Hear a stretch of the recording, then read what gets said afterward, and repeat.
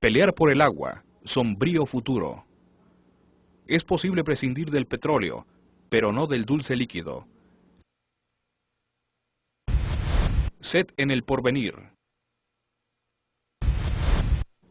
Hubo agua salada en Marte. Podría haber existido vida en algún momento. Está repleto de hielo el polo sur de Marte. Guerras por el agua. Privatizarla implica una batalla silenciosa. UNESCO. El agua es flexible, fluye y como recurso no renovable que tiende a la escasez, próximos están los días en que los pueblos peleen por ella. Pero opinan especialistas de la UNESCO, la conciliación de intereses debe prevalecer y así el agua puede ser motor de paz y no de guerra. Crece la demanda de agua más rápido que la población. Necesario conectar a 300.000 personas al día. El planeta en el límite de resistencia ecológica. Declinará el desarrollo a partir de 2030. Se utilizan 20% más recursos de los que se regeneran. Biodiversidad, rumbo a la extinción por sobreexplotación. Hay menos agua por persona, alerta la Comisión Nacional del Agua. Déficit de 2.900 metros cúbicos por habitante en la zona fronteriza. Invertir en proyectos de infraestructura, piden. Solo se factura 60% de líquido, Rufo Apple. En 20 años, 2/3 de la población mundial padecerían escasez de agua. Jefes de Estado analizan el problema en el tercer foro de Tokio. Urgen a encontrar soluciones. Desarrollar nueva ética, proponen. Se pierde 70% de líquido en el noreste. Instituto Tecnológico y de Estudios Superiores de Monterrey. México se suma al problema mundial en escasez de agua.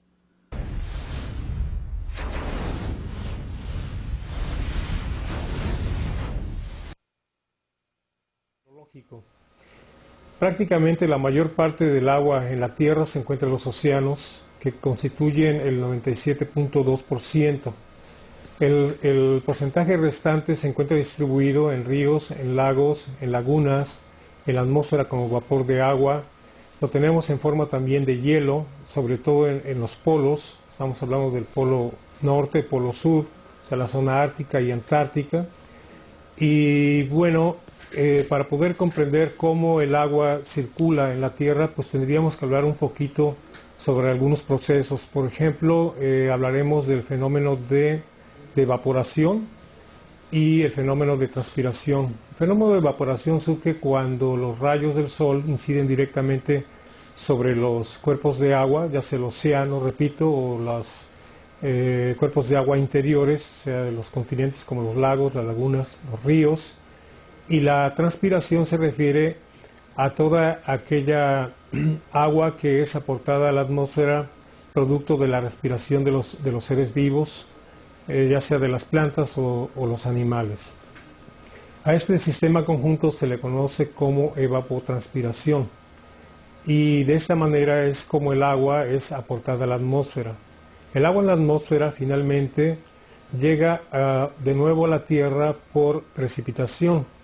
Esa precipitación, que generalmente es en forma de lluvia, sobre todo en las zonas ecuatoriales, es la manera principal en que el agua llega a la superficie de la Tierra. Pero también puede ser en forma de granizo, en forma de nieve, etc.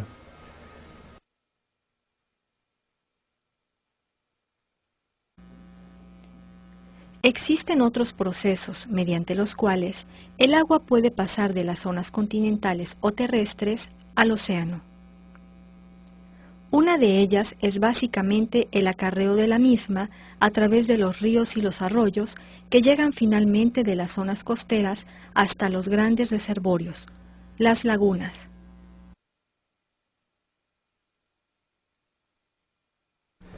Gran parte de esa agua, que no es acarreada a la zona costera, o es captada por los seres vivos, y que la tierra no permite retenerla y ser absorbida por las plantas y después pasar a la atmósfera, es depositada en su mayoría a grandes profundidades de la tierra y forma grandes reservorios para finalmente ser utilizados por el hombre a través de los sistemas de bombeo de pozos y volver otra vez a la superficie a través de los afloramientos como los manantiales. A través de estos procesos se cierra el ciclo hidrológico.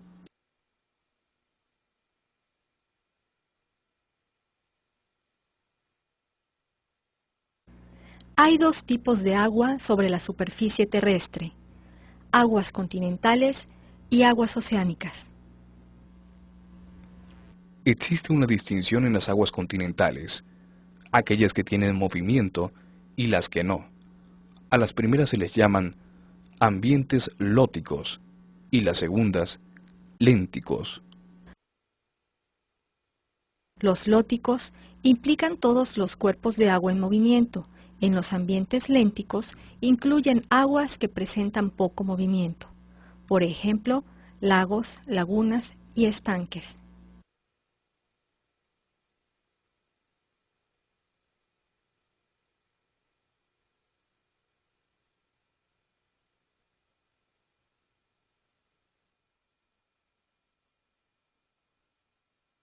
Las costas constituyen la zona de enlace entre los dos grandes ambientes, puesto que encontramos desembocaduras de ríos y lagunas costeras.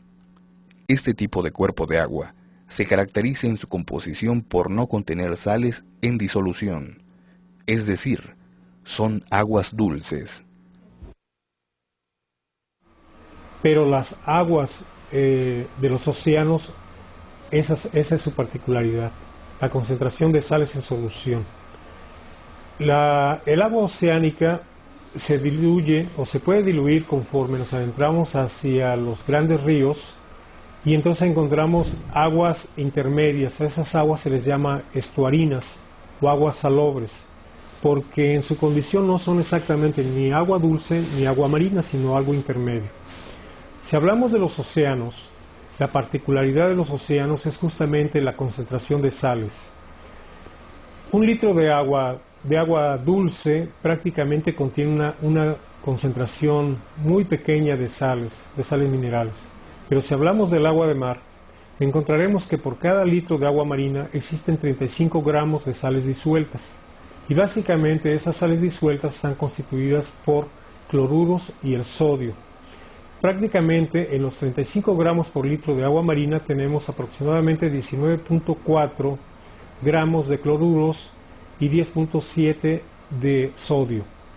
Además existen otros elementos que se conocen en menor grado en sus concentraciones en el agua de mar, y otros que existen en una ínfima cantidad que se llaman elementos traza. Estos elementos traza han podido ser detectados no por el equipo analítico actual, porque es tan pequeña la concentración que el equipo, los sistemas no logran detectarla, sino porque los seres vivos que habitan en el mar logran bioacumular esas concentraciones de elementos, y solamente así han podido ser detectados.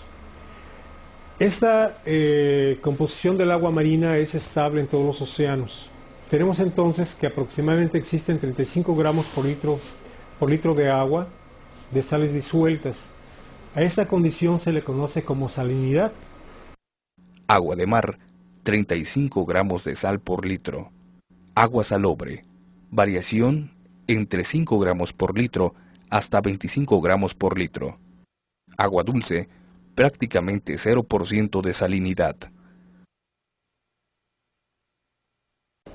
Hay algunos casos en los ambientes continentales, acuáticos, donde existe cierta concentración de sales, y por ejemplo podríamos hablar de los lagos de montaña. Particularmente hablaríamos de la laguna del Chichica, aquí en el estado de Puebla. Básicamente allí encontramos que existe unas ciertas concentraciones de sales disueltas, pero no corresponde a la misma composición química que la del agua de mar. Esa es la gran diferencia. O sea, hay sales disueltas en muy baja concentración, pero químicamente diferentes a la del agua marina. El agua marina, como lo dijimos, tiene una composición muy particular, y aunque varíe la concentración de las sales en las zonas salobres, con todo ese rango del que ya estuvimos hablando, la composición y las abundancias o porcentajes relativos de los componentes, por ejemplo, del cloro y del sodio, se mantienen. Esa es una particularidad del agua de mar. O sea, la abundancia relativa de los componentes se mantiene independientemente de la concentración de las sales en los diferentes ambientes. La radiación solar tiene dos componentes, luz y calor. Por la forma de la Tierra, la máxima incidencia de luz se da en la zona ecuatorial, disminuyendo hacia los polos. La manera como se difunde calor en la Tierra depende prácticamente de la composición de la atmósfera, de la superficie y rugosidad de los objetos. Mucho de ese calor es absorbido, por ejemplo, en el océano, o mucho de ese calor es absorbido por la vegetación, por el suelo, etc. Por ejemplo, en las ciudades, gran calor es absorbido por las zonas asfaltadas. Si hablamos prácticamente de la temperatura en la Tierra, la temperatura entonces disminuye hacia los polos. Sabemos que aproximadamente en el Ecuador tenemos temperaturas arriba de los 30 grados centígrados y va disminuyendo hasta el punto de congelación en los polos. El agua dulce prácticamente se congela a 4 grados centígrados. Si hablamos del agua marina, debido a su composición, a su concentración de sales, el punto de congelación es un poco más bajo. Si hablamos en términos globales de lo que es el agua, tenemos que el agua es uno de los elementos líquidos sobre la Tierra más importantes. Prácticamente es el elemento vital. Y tiene particularidades que lo hacen ser el disolvente universal. Por ejemplo, tiene un calor específico elevado, un calor alto de latente evaporación. Lo que sucede aquí es que el agua es capaz de almacenar el calor en un alto grado a diferencia de otros elementos. Así que estas particularidades del agua hacen que la temperatura sea muy estable en los océanos si comparamos la temperatura de los océanos con la temperatura de los ambientes terrestres. Los cambios de temperatura en la atmósfera son mucho más rápidos que los cambios de temperatura en el agua de mar. Esto lo hace un sistema, estoy hablando del océano, lo hace un sistema sumamente estable que es capaz de regular en gran modo lo que es el clima sobre la Tierra. O sea, el océano es muy importante en la regulación del clima en el globo terrestre, precisamente por su gran estabilidad. Al igual que la atmósfera, las aguas oceánicas presentan un gradiente en la temperatura. De este modo, las aguas cálidas las tenemos en la superficie de la zona ecuatorial.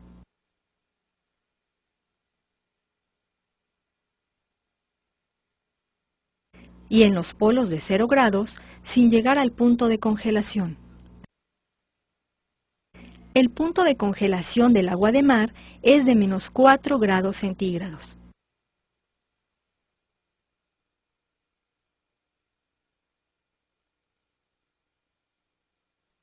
Otro factor importante cuando se habla de la temperatura y salinidad de los océanos es la densidad. La densidad se refiere a las atmósferas de presión que se tienen en las diferentes profundidades del mar. Conforme se incrementa la profundidad en el océano, se aumenta la presión.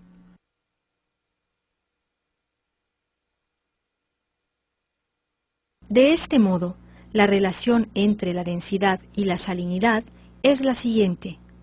A mayor profundidad, se incrementa ligeramente la salinidad. Si hablamos del efecto de la temperatura sobre la salinidad, tendríamos que hablar básicamente en las aguas superficiales. Cuando la radiación solar incide sobre los cuerpos de agua, obviamente sobre la superficie básicamente, de cuerpos de agua somero como las lagunas costeras, se incrementa la evaporación.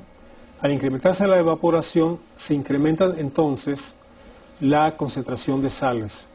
Así que cuando hablamos de la salinidad del mar y nos referíamos a los 35 gramos por litro, 35 partes por mil de salinidad, nosotros en estos cuerpos de agua, los que estamos hablando, como pueden ser algunas lagunas costeras, podemos encontrar salinidades a concentraciones mayores a las del agua de mar debido al efecto de la evaporación. La salinidad superficial entonces depende básicamente de la temperatura, en parte cuando los cuerpos de agua están estancados o son semicerrados, donde hay poco movimiento, mas no así en el océano abierto, donde la concentración de sales se mantiene aproximadamente, como ya lo dijimos, a los 35 partes por mil y puede disminuir debido a la presión, puede incrementarse debido a la presión en las altas profundidades. La profundidad del océano en promedio es alrededor de cercano a los 4.000 metros, pero la profundidad máxima en el océano es de 11.000 metros en la llamada Fosas de las Marianas en el Pacífico. Si hablamos de la distribución de la temperatura en el globo terrestre y hablamos un poquito sobre cómo las masas de la atmósfera se mueven, entonces podríamos explicarlo a grosso modo por el fenómeno de convección. O sea, la temperatura tiene un efecto muy importante en lo que es la circulación atmosférica. Como ya mencionamos, las masas de aire caliente en la Tierra están básicamente en las zonas ecuatoriales, donde existe la mayor radiación solar. Esta agua caliente tiende a irse hacia las zonas elevadas, las zonas altas, y a desplazarse por convección hacia las zonas polares. Al llegar allá, el agua se enfría y vuelve a recircular en las zonas bajas de la Tierra hasta llegar al Ecuador, donde nuevamente se calientan y entonces existe ese fenómeno. Esta sería la explicación de cómo la atmósfera circula si no existiera el movimiento de rotación de la Tierra. Pero debido a este fenómeno de rotación terrestre, tenemos otro fenómeno conocido en la física como un movimiento de Coriolis. Este efecto, movimiento de Coriolis, hace que los cuerpos que se desplazan sobre la superficie de la Tierra tiendan a tener una desviación en su trayectoria hacia la derecha en el hemisferio norte y hacia la izquierda en el hemisferio sur. Es importante mencionar este fenómeno por causa de la rotación, debido a que va a estar modificando estos patrones de circulación de las masas de aire sobre la Tierra y a controlar lo que es el clima global. Y también son muy importantes en el movimiento de las masas de agua oceánicas. Así que esos movimientos, el movimiento de rotación terrestre que causa el efecto fenómeno de Coriolis y todos los patrones de circulación atmosférica que inciden sobre las capas superficiales del océano están regulando los grandes patrones de corriente en los grandes océanos. Así que las